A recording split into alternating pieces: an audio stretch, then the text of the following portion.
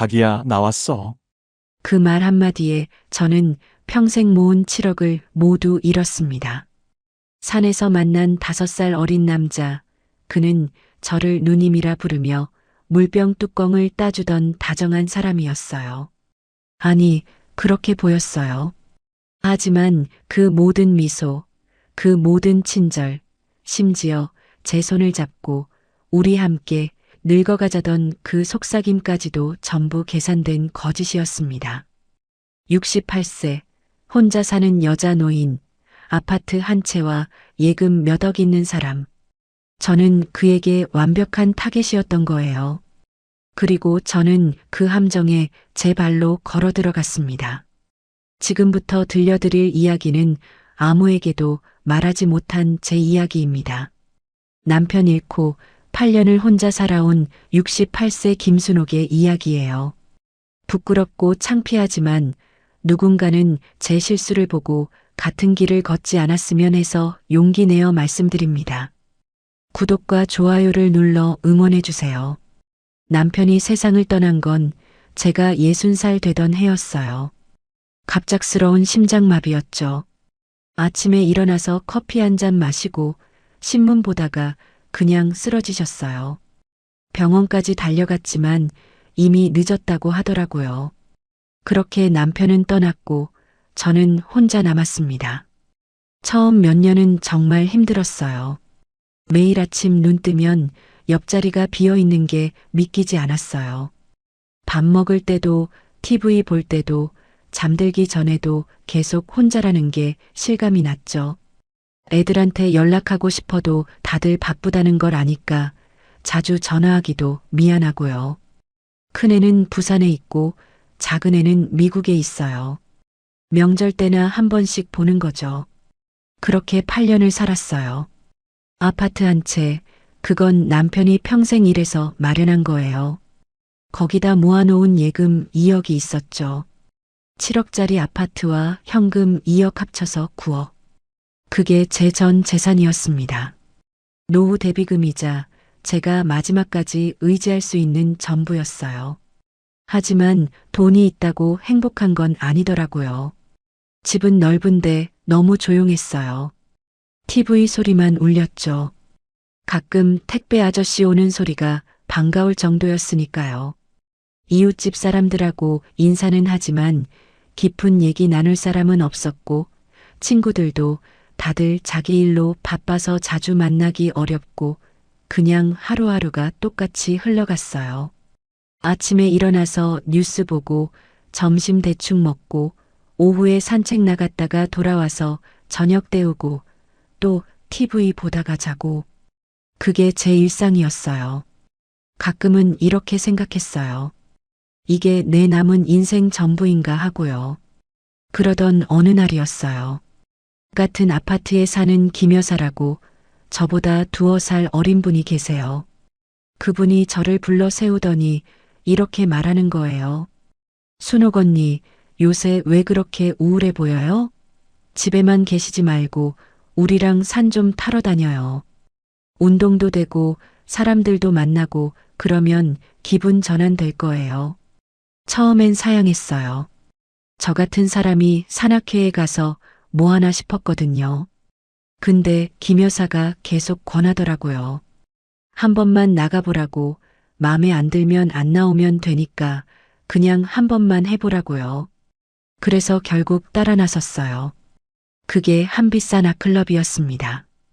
토요일 아침마다 모여서 근처 산 오르는 모임이었어요. 회원이 한 40명쯤 되는데 대부분 60대 이상이고 다들 퇴직하신 분들이거나 자영업 하시다가 접으신 분들이었죠. 첫날 산에 갔을 때 기억나요. 날씨가 참 좋았어요. 가을이었거든요. 단풍이 예쁘게 물들어 있고 공기도 맑고 사람들 웃음소리도 들리고 오랜만에 기분이 좀 나아지는 것 같았어요. 그런데 등산로 중간쯤 올라갔을 때였어요. 돌부리에 발이 살짝 걸려서 삐끗했어요. 넘어지진 않았는데 발목이 좀 아팠죠. 그때였어요. 뒤에서 누가 다가오더니 저한테 이렇게 말하는 거예요. 누님, 괜찮으세요?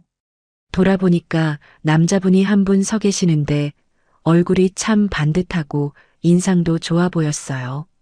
나이는 저보다 조금 어린 것 같았고요. 아, 네, 괜찮아요. 발만 살짝 삐끗했어요. 아이고, 산길은 조심하셔야죠.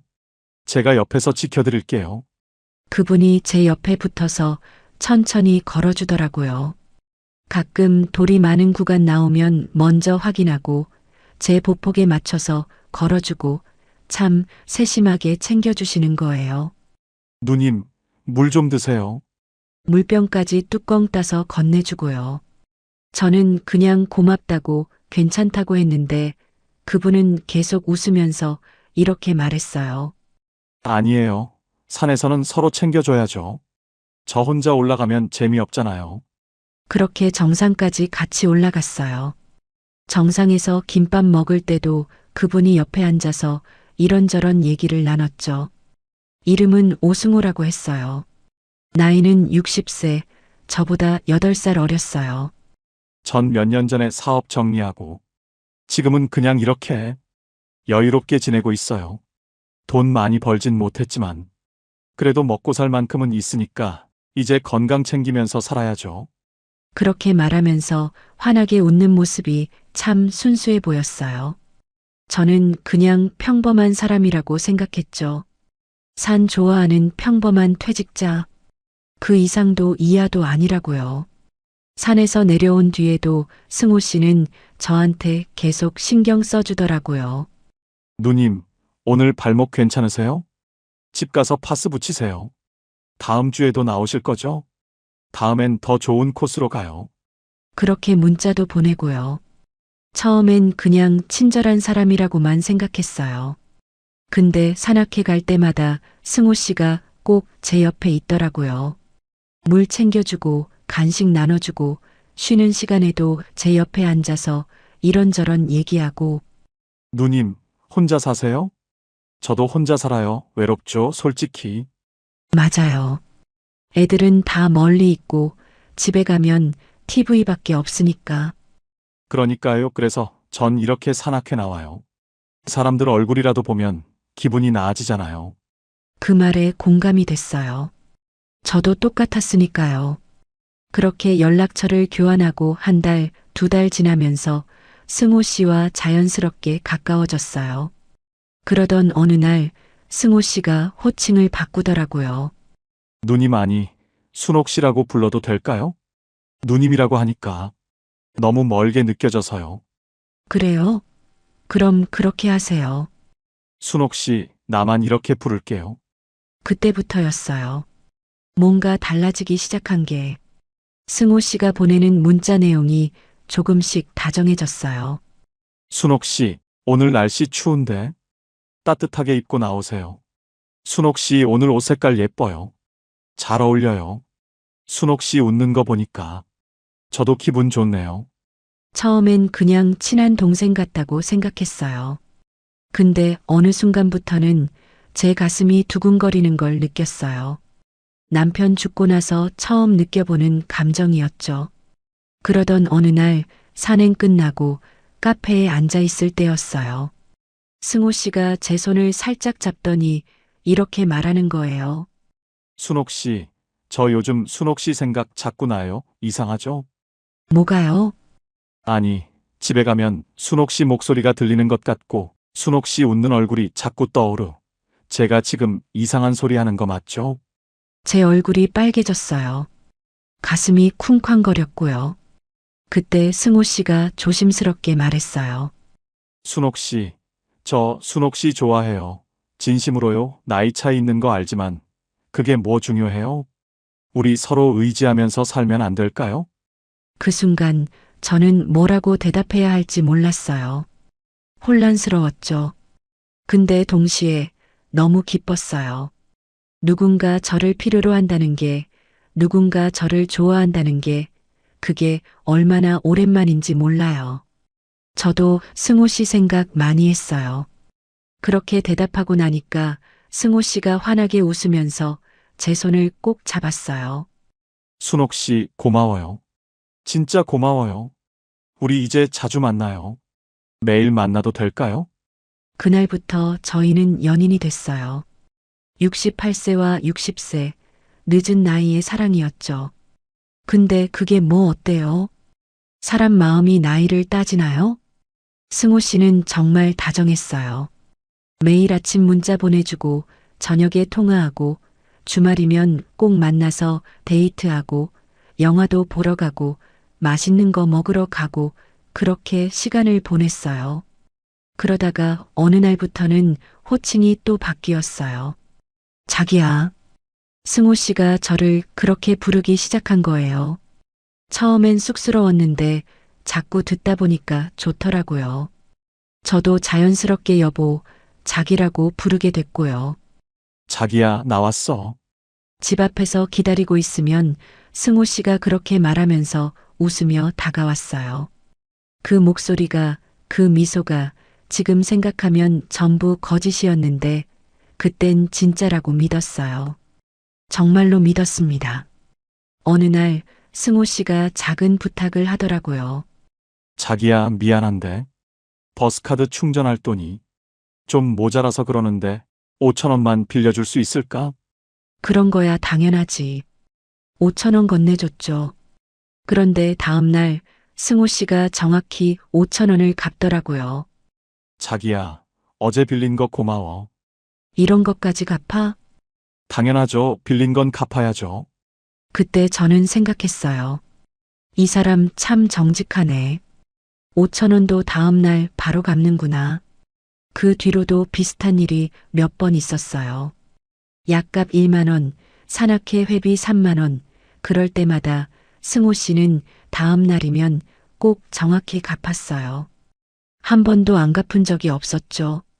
지금 생각하면 그게 다 계산이었어요. 저한테 이 사람은 돈을 꼭 갚는 사람이라는 이미지를 심어주려고 일부러 한 거였죠. 그때 저는 그걸 몰랐어요. 정말 몰랐습니다. 그렇게 6개월쯤 지났을 때였어요. 승호 씨가 어느 날 카페에서 조심스럽게 물어보더라고요. 자기야, 우리 앞으로 어떻게 살고 싶어요? 응? 갑자기 그게 무슨 말이야? 아니, 그러니까 우리 이제 나이도 있고 앞으로 몇 년 더 이렇게 건강하게 지낼 수 있을지 모르잖아요. 그래서 말인데 우리 함께 늙어갈 준비를 해야 하지 않을까 싶어서요. 그 말에 가슴이 뭉클했어요. 함께 늙어간다는 말, 그게 얼마나 아름다운 말인지 아세요? 저는 혼자 늙어가는 게 너무 무서웠거든요.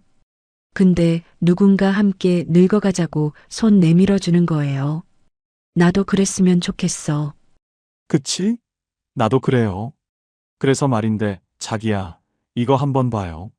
승호 씨가 가방에서 두툼한 카탈로그를 꺼내더라고요. 표지에 프리미엄 실버타운 그린빌리지라고 쓰여 있었어요. 이게 뭐야? 요즘 새로 생기는 실버타운인데 진짜 좋아요. 여기 봐요. 커플형 독립주거동이 있어요. 우리 둘이 함께 살 수 있는 거죠. 그리고 간호사 상주하고 요양 서비스도 다 되고 문화센터에서 프로그램도 많이 하고 정원도 예쁘고 온천도 있고. 카탈로그를 넘기면서 보여주는데 정말 좋아 보였어요. 깨끗하고 현대적인 건물에 녹색 정원이 펼쳐져 있고 노인들이 행복하게 웃고 있는 사진들. 여기 좋긴 한데 비싸지 않아? 그게 말이에요. 제 친구가 이 개발사에서 일하는데요. 지금 초기 투자자 모집 중이래요. 건물 완공되기 전에 투자하면 나중에 배당도 받고 입주할 때 우선권도 주고 할인도 해준대요. 근데 투자금이 얼마나 되는데? 그게 커플형으로 하려면 좀 목돈이 필요하긴 해요. 근데 자기야, 우리 지금 투자 안 하면 나중에 후회할 것 같아요. 이런 좋은 곳에서 우리 둘이 편하게 살 수 있는데 그게 돈으로 살 수 있는 거라면 전 아깝지 않아요. 승호 씨 눈빛이 진지했어요. 정말 저를 생각해서 하는 말 같았죠. 나도 좋긴 한데 돈이 얼마나 필요한지 먼저 알아봐야지. 제 친구한테 한번 물어볼게요. 정확한 금액이랑 조건 알아봐서 자기한테 말해줄게요. 그날 헤어진 뒤에도 계속 그 생각만 났어요. 실버타운 거기서 승호 씨랑 같이 살면 정말 외롭지 않겠다 싶었죠. 아침에 일어나면 옆에 승호 씨가 있고 밥도 같이 먹고 산책도 같이 하고 아플 때 서로 돌봐주고 그런 삶이 가능하다면 얼마나 좋을까? 며칠 뒤 승호 씨한테서 연락이 왔어요. 자기야, 친구한테 들었는데요. 지금 얼리버드 모집 중인데 커플형으로 투자하면 2억 정도면 된대요.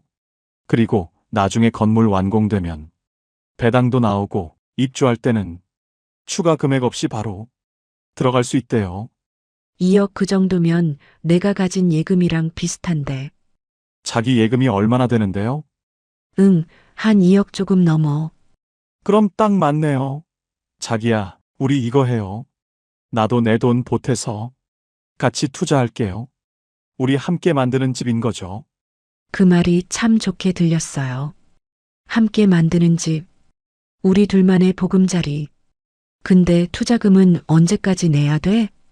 그게 이번 주 안으로 내야 한대요. 다음 주부터는 다음 모집 시작되면서 가격이 오른대요. 이번 주? 그렇게 급해? 미안해요, 자기야. 제가 진작 얘기했어야 했는데. 근데 정말 좋은 기회거든요.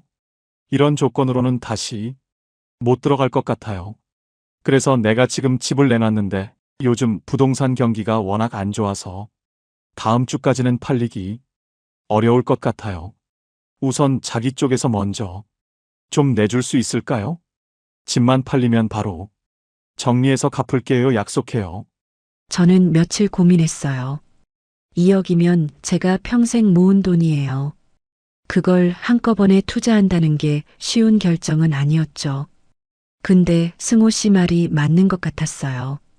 나중에 혼자 늙어서 요양병원 들어가는 것보다는 지금 투자해서 좋은 곳에서 사랑하는 사람이랑 같이 사는 게 나을 것 같았어요. 그래서 결국 결정했어요. 승호야, 나 할게. 투자할게. 정말요? 자기야, 고마워요. 후회 안 하게 해줄게요. 우리 거기서 정말 행복하게 살아요. 승호 씨가 저를 꼭 안아주더라고요. 그 품에 안겨 있으니까 모든 게 괜찮을 것 같았어요. 다음 날 저는 은행에 가서 예금을 해지했어요. 2억 정확히. 통장에서 돈이 빠져나가는 걸 보는데 가슴이 두근두근했어요.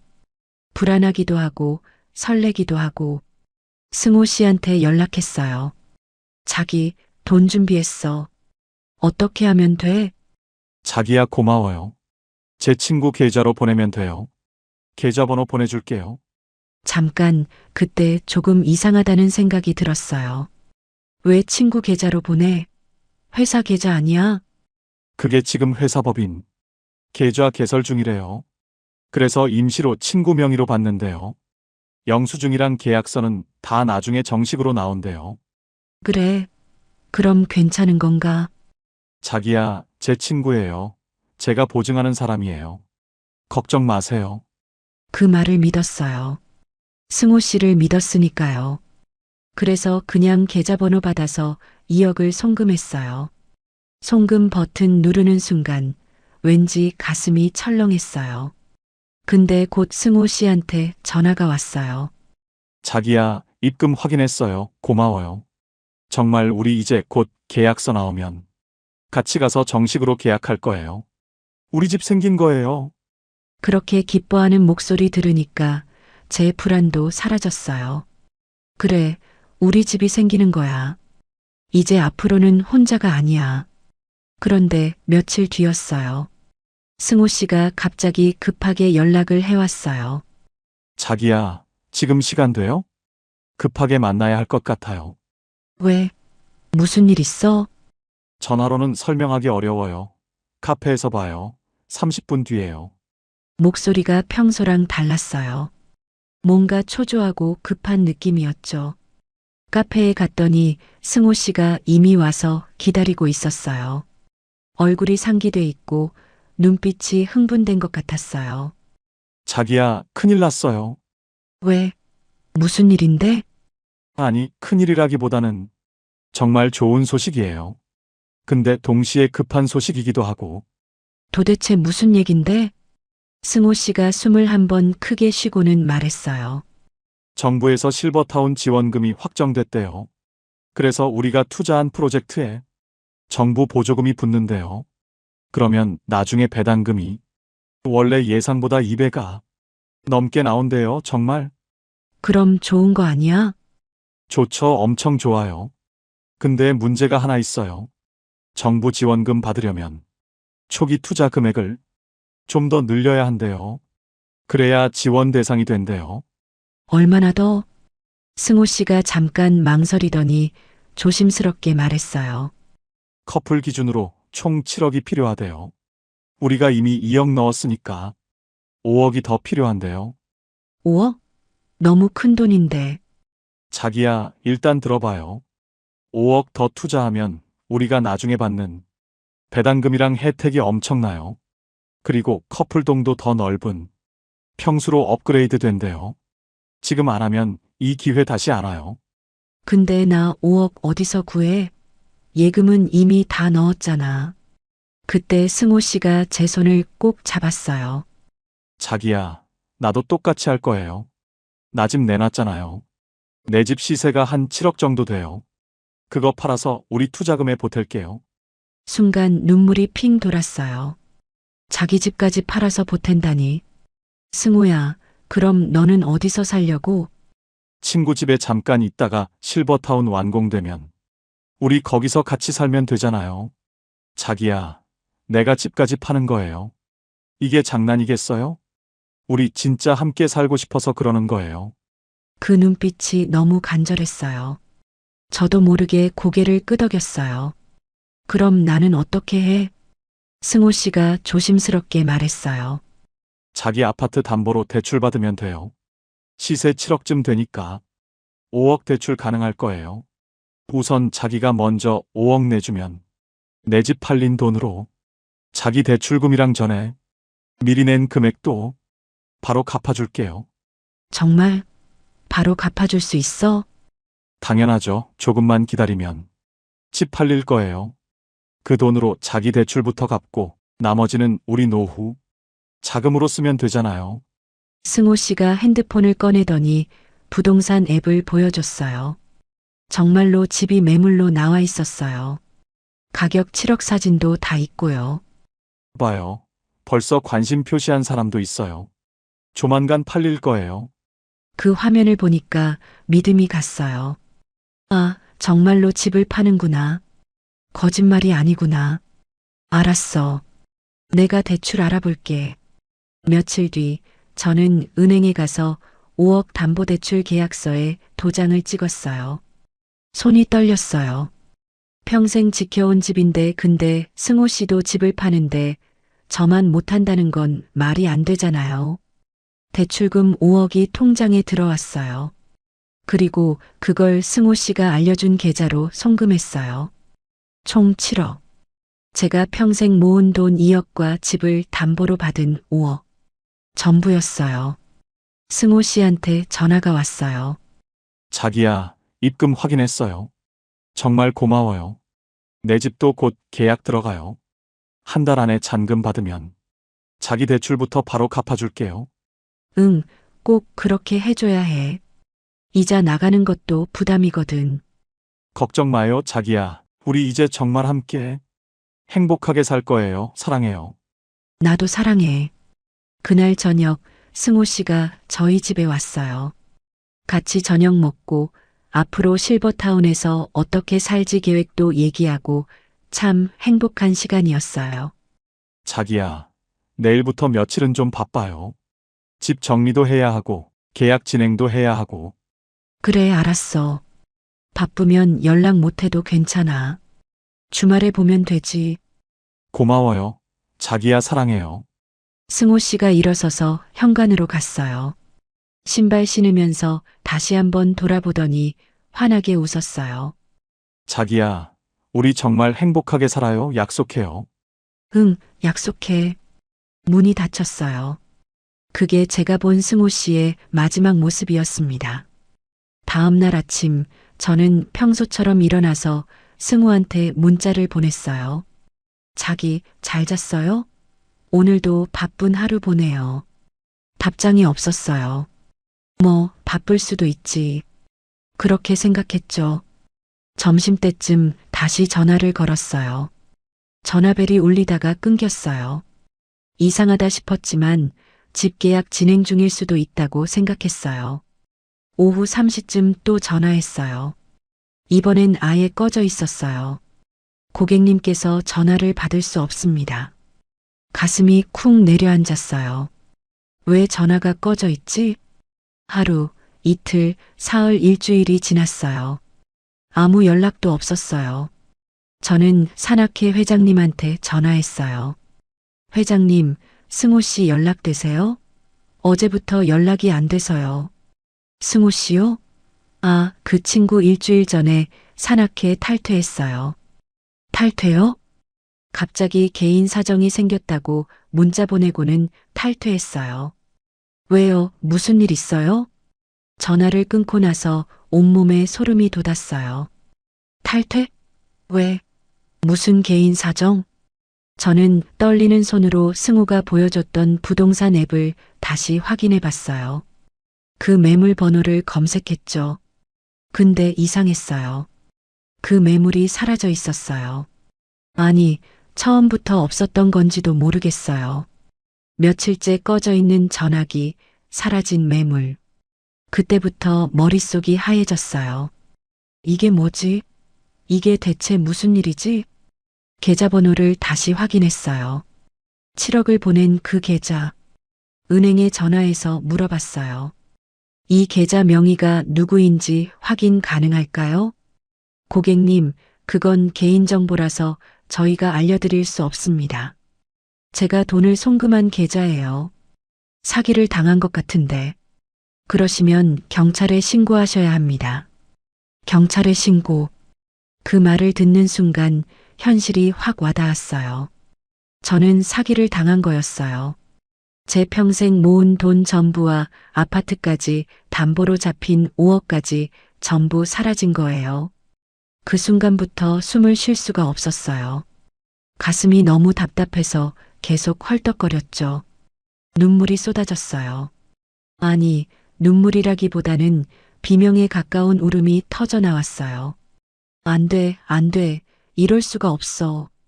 거실 바닥에 주저앉아서 울었어요. 몇 시간을 울었는지 모르겠어요. 목이 쉬도록 울었어요. 왜 나한테 이런 일이 일어난 거지? 도대체 내가 뭘 잘못한 거지? 승우의 얼굴이 계속 떠올랐어요. 그 다정했던 미소. 제 손을 잡고 사랑해요라고 속삭이던 그 목소리. 우리 함께 행복하게 살아요 하던 그 약속. 전부 거짓이었어요. 전부 다요. 저는 밥도 못 먹었어요. 물도 제대로 못 마셨어요. 며칠 동안 그냥 집에 누워 있었어요. 일어날 힘도 없었고 일어나고 싶지도 않았어요.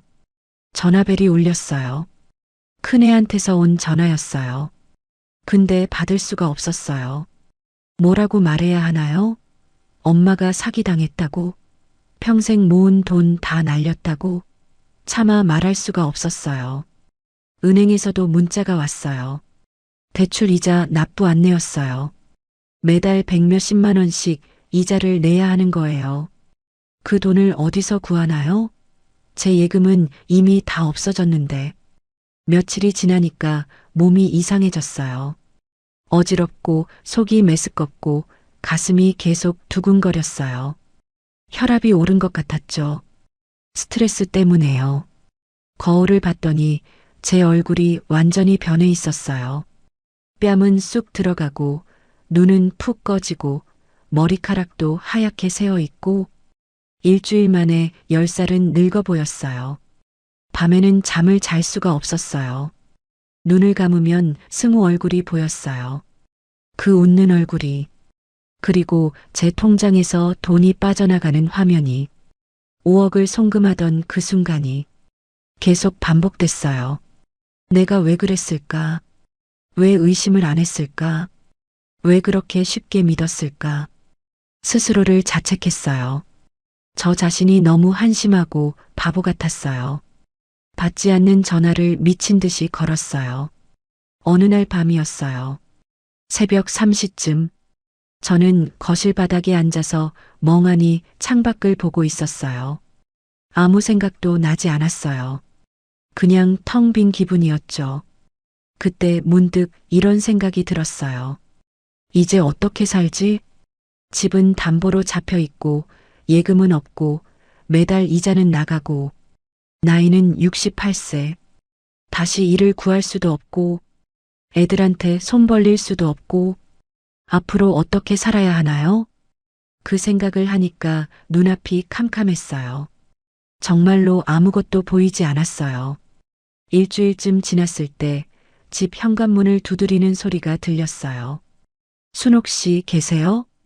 김 여사 목소리였어요. 산악회에 저를 처음 데려갔던 그분이요. 문을 열었더니 김 여사가 깜짝 놀라는 표정을 지었어요. 순옥 씨, 얼굴이 왜 그래요? 많이 아파요? 아니에요, 괜찮아요. 무슨 괜찮아요. 얼굴이 완전히 상했잖아요. 이게 무슨 꼴이에요? 도대체 무슨 일이 있는 거예요? 저는 더 이상 참을 수가 없어서 김 여사한테 전부 털어놨어요. 승호 얘기, 실버타운 투자 얘기, 7억을 날린 얘기. 전부 다요. 김 여사는 제 얘기를 듣더니 한참 동안 아무 말도 못했어요. 그러다가 한숨을 크게 쉬며 말했어요. 순옥 씨, 경찰에 신고했어요? 아직요. 어떻게 해야 할지 모르겠어요. 지금 당장 신고해야죠. 이건 명백한 사기예요. 김 여사가 저를 데리고 경찰서로 갔어요. 저는 떨리는 목소리로 경찰한테 전부 설명했어요. 저 사기를 당했어요. 산악회에서 만난 남자한테요. 7억을 날렸어요. 담당 형사가 자세히 물어봤어요. 승호 이름, 전화번호, 계좌번호, 만난 경위, 돈을 보낸 과정, 모든 걸 진술했죠. 피해자님, 오승호라는 이름이 본명인지 확인해 봐야겠습니다. 그리고 계좌, 추적도 들어가야 하고요. 일단 조사 착수하겠습니다. 그 사람 잡을 수 있나요? 최선을 다해 보겠습니다. 근데 솔직히 말씀드리면 이런 경우 범인이 이미 돈을 다른 곳으로 떼돌렸을 가능성이 높습니다. 그리고 가명을 쓴 경우도 많고요. 그럼 돈은 못 찾는 건가요? 일단 범인부터 잡아야 알 수 있습니다. 혹시 다른 피해자가 더 있을 수도 있어요. 주변에 같은 산악회 사람들한테 물어보시는 게 좋을 것 같습니다. 경찰서에서 나오는데 다리에 힘이 없었어요. 김 여사가 저를 부축해줬죠. 순옥 씨, 힘내요. 경찰이 잡을 거예요. 근데 돈은요? 그리고 저 지금 매달 이자 내야 하는데 돈이 없어요. 집도 곧 넘어가는 거 아닌가요? 일단 은행하고 상담해 보세요. 사기 피해자라는 걸 증명하면 이자, 유예 같은 거 받을 수 있을 거예요. 집에 돌아온 뒤로도 계속 멍하니 있었어요. 아무것도 할 수가 없었어요. 그러던 어느 날 전화가 왔어요. 모르는 번호였어요. 여보세요? 순옥 씨예요. 저 미옥이에요. 산악회 같이 다녔던 사람이에요. 네, 안녕하세요. 미옥 씨 목소리가 떨리고 있었어요. 순옥 씨, 저도 승우한테 당했어요. 저도 돈 뜯겼어요. 3천만 원이요. 그 순간 머리를 망치로 맞은 것 같았어요. 미옥 씨도요? 내 산악회에서 저한테도 접근했었어요. 3개월 전쯤이요. 똑같은 방법이었어요. 처음엔 친절하게 다가오고 나중에는 투자 얘기하고 저는 순옥 씨만큼 큰 금액은 아니었지만 그래도 제 노후 자금이었어요. 그럼 승우가 여러 사람한테 이런 짓을 한 거예요? 그런 것 같아요. 저희 한 명이 아니에요. 제가 알기로만 해도 서너 명은 더 있어요. 다른 산악회에도 피해자가 있다고 들었어요. 미옥 씨, 우리 한번 만나요. 같이 얘기해봐요. 네, 좋아요. 내일 만나요. 다음 날 저는 미옥 씨를 만났어요. 카페에서 둘이 앉아서 각자의 피해 상황을 얘기했죠. 미옥도 저랑 비슷했어요. 혼자 사는 여자. 외로웠고 승호의 다정함에 넘어갔고 결국 돈을 빼앗긴 거예요. 순옥 씨, 이대로 당하고만 있을 순 없어요. 우리 적극적으로 움직여야 해요. 어떻게요? 다른 피해자들 찾아봐요. 그리고 승호에 대한 정보를 최대한 모아요. 경찰도 우리가 증거 많이 모아주면 더 빨리 잡을 수 있을 거예요. 그날부터 저희는 본격적으로 움직이기 시작했어요. 산악회 게시판에 글을 올리고 다른 산악회 카페에도 조심스럽게 수소문하기 시작했어요. 그렇게 피해자들이 하나둘씩 나타나기 시작했어요. 한 사람은 또 한 사람은 1,000만 원, 어떤 사람은 5천만 원. 다들 승호의 다정한 말에 속아서 돈을 건넨 사람들이었어요. 일주일 만에 저희는 저를 포함해서 총 6명의 피해자를 찾아냈어요. 피해 금액을 다 합치니까 10억이 넘었어요. 우리는 단톡방을 만들었어요. 승호 피해자 모임이라고요. 그리고 각자 알고 있는 정보를 공유하기 시작했어요. 한 피해자가 말했어요. 저는 승호가 차 번호판이 찍힌 사진을 보낸 적이 있어요. 주차 위치 알려준다고요. 혹시 이게 도움이 될까요? 사진 있어요? 그거면 차량 조회할 수 있어요. 우리는 그 사진을 경찰한테 제출했어요. 형사가 조회해 보더니 놀라운 얘기를 했어요. 차량 명의자가 차경문이라는 사람입니다. 오승호는 가명이에요. 가명. 이름부터 전부 거짓이었던 거예요. 그리고 피해자분들, 이 사람 전과가 있습니다. 2년 전에도 비슷한 수법으로 사기치고 징역 1년 6개월 살고 나왔어요. 상습범입니다. 그 말을 듣는 순간 온몸에 소름이 돋았어요. 상습범. 저는 상습 사기꾼의 타겟이었던 거예요. 미옥 씨가 제 손을 꼭 잡았어요. 순옥 씨, 우리 절대 포기하면 안 돼요. 이 사람 꼭 잡아야 해요. 우리는 더 적극적으로 움직였어요. 경찰 조사만 기다릴 수 없었어요. 6명이 돈을 모아서 사설 탐정을 고용했어요. 탐정은 중년 남자였는데 경력이 20년이 넘는다고 했어요. 차경문, 이 사람 프로예요. 흔적을 거의 안 남기거든요. 근데 사람이 완벽할 순 없어요. 반드시 허점이 있습니다. 탐정은 차경문의 과거 기록을 추적하기 시작했어요. 휴대폰 기지국 기록을 분석했어요. 마지막으로 전화가 켜졌던 위치를 찾아냈죠. 은행 인출 내역을 추적했어요. 어느 지역 ATM에서 돈을 뽑았는지 확인했어요. 차량 이동 경로를 분석했어요. CCTV 영상을 하나하나 확인하면서 차량이 어디로 움직였는지 추적했죠. 3주가 지났어요. 탐정한테서 연락이 왔어요. 찾았습니다. 거의 확실합니다. 서울 외곽 구로구 쪽 원룸촌에 숨어 있는 것 같습니다. 3층 302호 일주일 전부터 그 동네 편의점에서 물건 사는 게 CCTV에 찍혔어요. 얼굴 확인했는데 차경문 맞습니다. 저는 떨리는 손으로 담당 형사한테 전화했어요. 형사님, 승호 위치 알아냈어요. 아니, 차경문이요. 주소를 알려줬어요. 형사는 바로 출동 준비에 들어갔어요. 피해자분들은 현장에 오시면 안 됩니다. 위험할 수 있어요. 네, 알겠습니다. 근데 저는 갈 거였어요. 그 사람 얼굴을 직접 봐야 했어요. 그 사람이 잡히는 걸 제 눈으로 확인해야 했어요.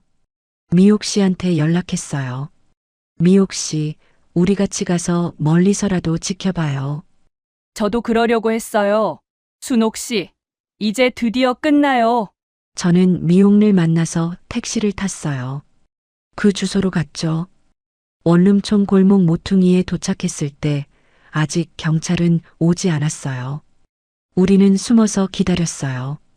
저녁 9시가 좀 넘어 경찰차 2대가 조용히 골목으로 들어왔어요. 형사 4명이 내렸어요. 저희는 골목 끝에 숨어서 지켜봤어요. 가슴이 터질 것 같았어요. 숨소리가 너무 커서 들킬까봐 입을 막았어요. 형사들이 건물 안으로 들어갔어요. 계단을 조용히 올라갔죠. 잠깐의 정적. 그리고 형사 한 명이 초인종을 눌렀어요. 안에서 인기척이 들렸어요. 뭔가 부산스러운 소리가 났죠. 발소리, 무언가 넘어지는 소리, 소리 지르는 소리. 문 따. 형사가 소리치자 다른 형사가 타격봉으로 문을 부쉈어요. 쾅 소리와 함께 문이 열렸어요. 움직이지 마. 경찰이다. 형사들이 안으로 뛰어들어갔어요. 손 들어. 손 들라고. 잠시 후 한 남자가 수갑 찬 채로 끌려 나왔어요. 승우였어요. 아니, 차경문이었어요. 트레이닝복 차림에 머리는 헝클어져 있었고 얼굴은 창백했어요. 며칠 씻지 않은 것처럼 지저분했죠. 그 다정했던 미소는 어디에도 없었어요. 비열하고 초라한 모습만 남았어요. 형사가 그를 끌고 계단을 내려왔어요. 저는 골목 끝에서 그 모습을 지켜봤어요. 차경문이 고개를 들었어요. 그리고 저를 봤어요. 눈이 마주쳤어요. 그는 잠깐 놀란 표정을 지었어요. 그러다가 이내 얼굴이 일그러졌죠. 자기야. 그가 소리쳤어요. 자기야. 나 진짜 자기 좋아했다고. 경찰차로 끌려가면서도 계속 소리쳤어요. 자기야. 진심이었어. 나 진짜 자기 사랑했어. 그 목소리를 듣는데 등줄기가 싸늘해지더군요. 이제 와서 보니 저 사람 마치 미친 사람처럼 느껴졌습니다. 그런데 이상하게도 분노도 미움도 원망도 아니었습니다. 가슴 한가운데가 툭 꺼져 내린 것처럼 텅 비어버린 공허함, 허탈함. 도대체 나는 그동안 뭘 본 걸까? 그런 생각만 맴돌았습니다. 제 눈에 뭔가 씌어 있었던 걸까요? 저는 그냥 얼어붙은 사람처럼 그 자리에 선 채 수갑이 채워진 그 남자를 묵묵히 바라보고만 있었습니다. 형사가 그의 머리를 눌러서 경찰차 뒷좌석에 태웠어요. 차 문이 닫혔어요. 차경문은 차 안에서도 계속 뭔가 소리치고 있었어요. 입만 움직이고 있었죠. 근데 소리는 들리지 않았어요. 경찰차가 출발하고 천천히 골목을 빠져나갔어요. 순옥 씨, 끝났어요. 이제 끝났어요. 저는 고개를 끄덕였어요. 그래요, 끝났어요. 근데 왜 이렇게 허전한지 모르겠어요. 왜 가슴이 이렇게 텅 빈 것 같은지. 눈물이 흘러내렸어요. 분노의 눈물도 아니고 기쁨의 눈물도 아닌 그냥 복잡한 감정의 눈물이었어요. 순옥 씨, 울어요. 참지 말고 울어요. 미옥 씨가 저를 안아줬어요. 저는 미옥 품에서 한참을 울었어요. 그 모든 외로움, 그 모든 배신감, 그 모든 분노와 자책이 눈물로 쏟아져 나왔어요. 얼마나 울었을까요? 한참을 울고 나니까 조금 후련해졌어요. 미옥 씨, 고마워요. 미옥 씨 없었으면 저 혼자 못 해냈을 거예요. 무슨 소리예요? 우리 서로 의지했잖아요. 집으로 돌아와 그 후 며칠은 그냥 버텼어요. 아침에 일어나서 밥 먹고 산책 나갔다가 또 밥 먹고 자고 기계처럼 움직였어요. 가끔 핸드폰을 봤어요. 승우한테 왔던 문자들이 그대로 남아 있었어요. 자기야, 사랑해요. 우리 함께 늙어가요. 자기 생각만 해요. 전부 거짓말이었던 그 문자들. 지워야 하는데 손가락이 움직이지 않았어요. 일주일쯤 지났을 때 저는 결심했어요. 이렇게 살 수는 없다고. 무너진 채로 있을 수는 없다고. 핸드폰을 열어서 승우와의 대화창을 지웠어요. 전화번호도 삭제했어요.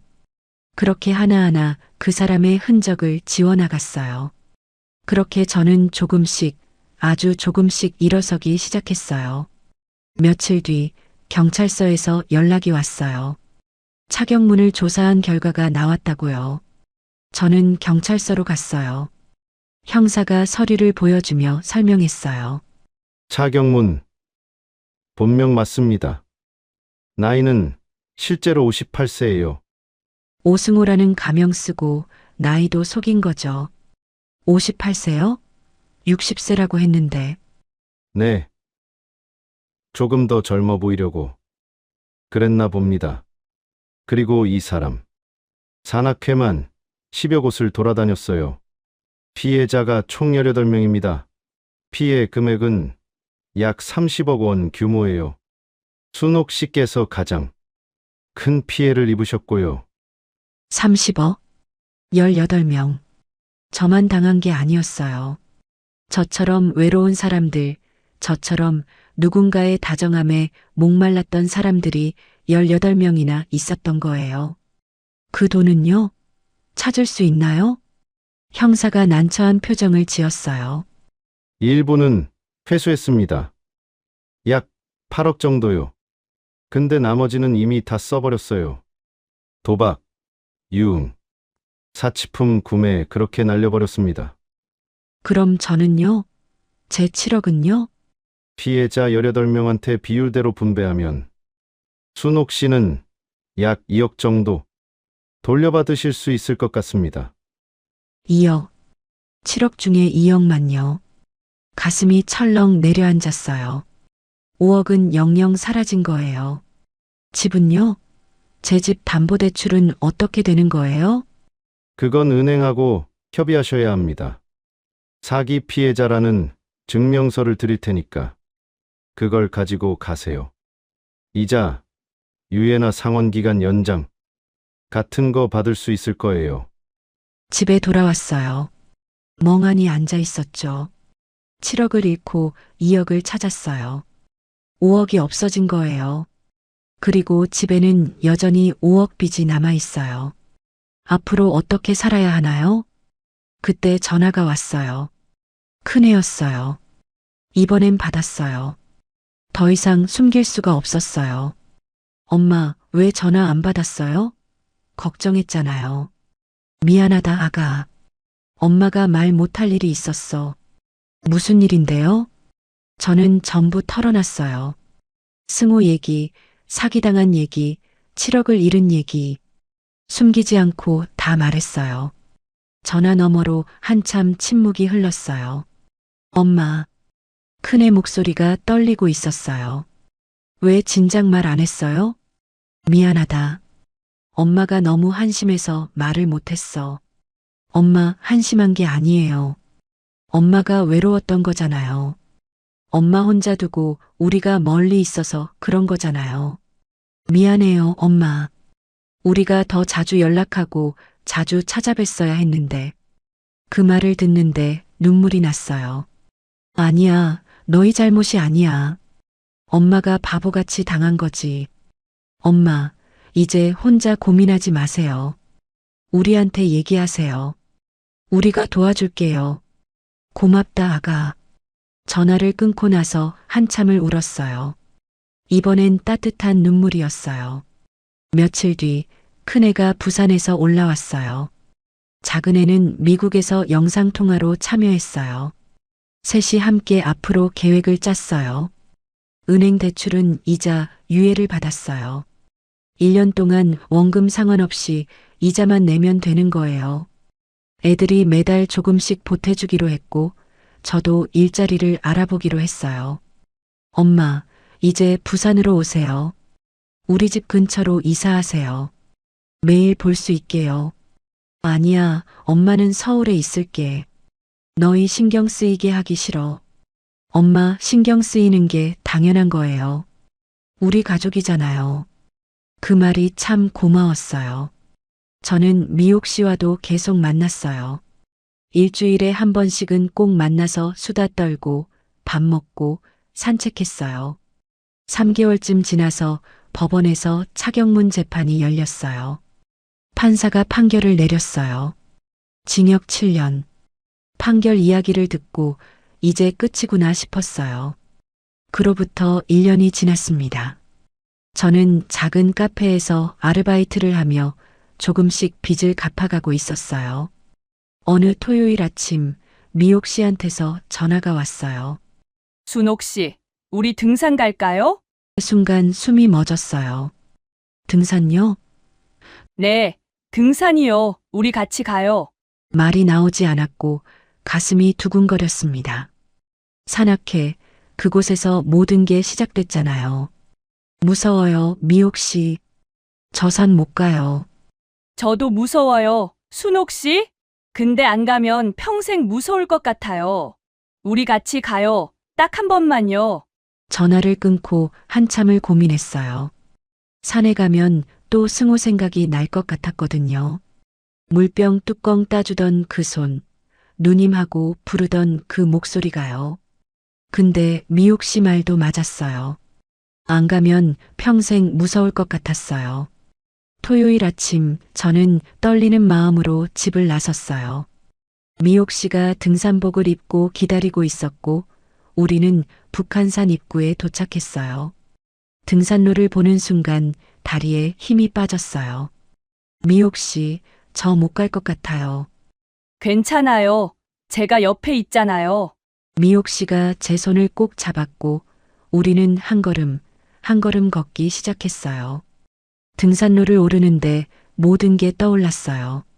처음 산악회에 왔던 날 돌부리에 발이 걸렸을 때 뒤에서 누님 괜찮으세요? 하던 그 목소리가요. 가슴이 답답해서 벤치에 앉아 숨을 골랐어요. 그때 옆을 지나가던 젊은 여자분이 말을 걸었어요. 할머니, 물 좀 드실래요? 순간 몸이 굳었는데 돌아보니 20살쯤 되어 보이는 여자분이 맑은 눈으로 웃고 있었어요. 더우신데 드세요. 저 물 많이 가져왔어요. 물병을 건네주더라고요. 뚜껑까지 따서요. 저는 그 물을 받아들며 고맙다고 했고 천천히 오르세요. 힘내세요. 하며 그 여자분이 밝게 웃으며 올라갔어요. 저는 그 모습을 한참 바라보다가 깨달았어요. 세상엔 나쁜 사람만 있는 게 아니구나. 진짜로 친절한 사람도 있구나. 승호가 했던 그 행동들이 전부 거짓이었다고 해서 모든 친절이 거짓인 건 아니구나 하고요. 미옥 씨가 제 손을 꼭 잡았어요. 순옥 씨, 괜찮아요? 응, 이제 좀 괜찮은 것 같아. 다시 걷기 시작했고 중간쯤 올라갔을 때 내려오시던 할아버지 한 분이 아이고 두 분 멋지시네요. 조금만 가면 정상입니다. 힘내세요. 하고 격려해 주셨어요. 정상에 가까워질수록 숨은 찼지만 이상하게 마음은 가벼워졌어요. 드디어 정상에 도착했을 때 미옥 씨가 소리쳤어요. 와, 우리 해냈다. 저도 따라서 소리쳤어요. 해냈어요. 시원한 가을바람이 불었고 서울이 한눈에 보였어요. 미옥 씨가 제 어깨에 머리를 기대며 말했어요. 순옥 씨, 우리 이겼어요. 뭐요? 두려움이요. 우리가 두려움을 이긴 거예요. 그 말을 듣는 순간 눈물이 났어요. 그래요, 우리가 이긴 거예요. 산에 다시 올라온 것, 사람들의 친절을 다시 받아들인 것, 그게 진짜 복수였어요. 차경문처럼 살지 않는 것, 세상을 의심하며 살지 않는 것 말이에요. 하산길은 훨씬 가벼웠어요. 집에 돌아와서 달력을 보며 토요일마다 산이라고 적기 시작했어요. 다음 주에도 가야죠. 그 다음 주에도요. 천천히 조금씩 제 삶을 되찾아가는 거예요. 큰 돈을 잃었어요. 5억은 영영 돌아오지 않을 거예요. 하지만 잃지 않은 것도 있어요. 미옥이라는 진짜 친구, 애들과의 솔직한 관계, 그리고 다시 산에 오를 수 있는 용기요. 사람의 다정함은 때로 칼이 될 수도 있지만 때로는 구원이 될 수도 있습니다. 외로움이 죄는 아니지만 그 외로움을 노린 사람이 죄지요. 여러분께 꼭 당부드리고 싶은 말이 있어요. 확인하고 또 확인하세요. 조금이라도 이상하면 멈추세요. 급하게 재촉하면 의심하세요. 하지만 그렇다고 모든 사람을 의심하며 살 필요는 없어요. 세상은 차경문 같은 사람만 있는 게 아니니까요. 진짜 따뜻한 마음을 가진 사람들이 훨씬 더 많으니까요. 외롭다고 아무에게나 마음 내어주지 마세요. 하지만 외롭다고 마음을 꼭 닫아버릴 필요도 없습니다. 천천히 조심스럽게 하지만 두려워하지 말고 진짜 사람들을 만나보세요. 그게 오늘 제가 이 이야기를 통해 여러분께 건네고 싶었던 말입니다. 끝까지 들어주셔서 진심으로 고맙습니다. 여러분 모두 외롭지 않은 내일을 꼭 만나시길 바라며 행복하세요.